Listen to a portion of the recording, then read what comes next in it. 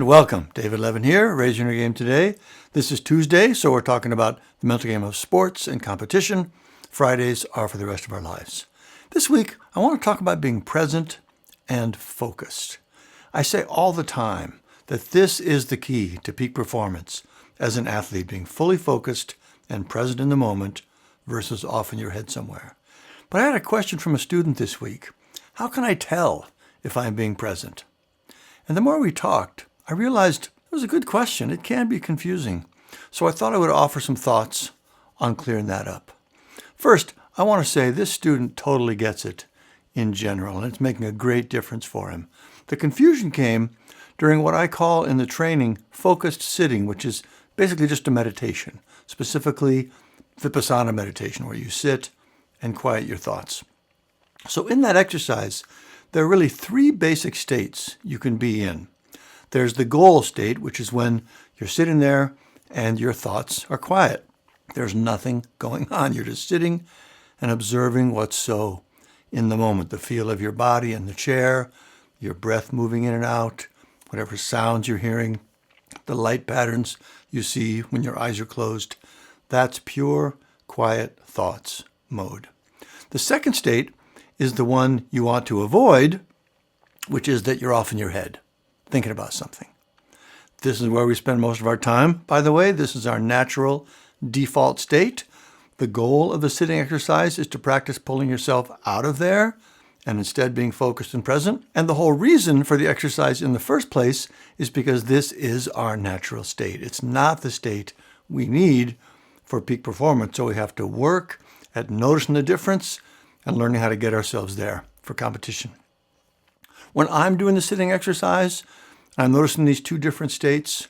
It really strikes me that the off in my head state feels like I'm dreaming. My thoughts are drifting, going off on all these different tracks sort of randomly, and I have no awareness of what's happening in my physical environment. Like my hearing clicks off even. I'm just completely off in my head. On the other hand, when I click out of that state and come back to being present, it feels like I'm waking up. And that's not a metaphor of any kind. It's literally the feeling of dreaming versus waking up. So these two states are pretty easy to tell apart. You still need to practice intentionally staying awake versus drifting off, because the default, again, is to drift off. But it's pretty easy to tell which state you're in once you spend a little time working on it. The third state is the one that can be confusing, which is when you're basically talking to yourself about your mental game in the moment. For example, you're doing the sitting exercise, you've noticed that you've drifted off, and you say, nope, not thinking about that, just sitting quiet now. So on the one hand, you're not in that dreaming off in your head state anymore, but your thoughts aren't quiet either. You're still talking to yourself, right? So in that case, are you present or not? Does talking to yourself mean you're not present? The shorter answer is no. Talking to yourself doesn't mean you're not present. It's not the ultimate mental quiet we also want to develop, but it's fine and good and light years better than being off in your head. A great way to think about the difference is monologue versus dialogue.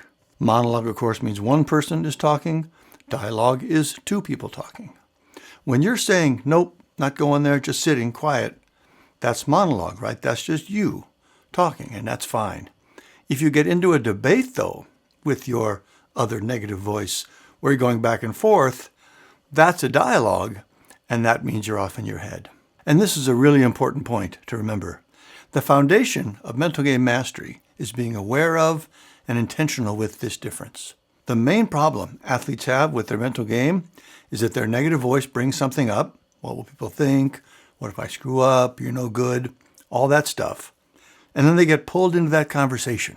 They go round and round, thinking about it, back and forth, worrying about it, and that is being stuck in your head.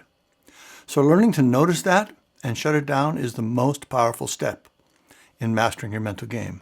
And the shutting it down part of it is monologue. No, not now. We'll talk about that later. Whatever you want to say in the moment.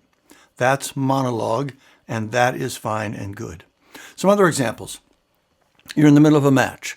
Strategically, you've decided to remind yourself, push, push, push, or slow down, whatever makes sense in the match. Again, that's all monologue, and it's good, and it's helpful. Also, in the sitting exercise, some versions of sitting meditation involve repeating a mantra. Om is the stereotypical example. That's a well-established and effective technique, and obviously, when you're doing that, you are speaking it, in a sense, right, in your mind? So again, it's monologue, and it is being present.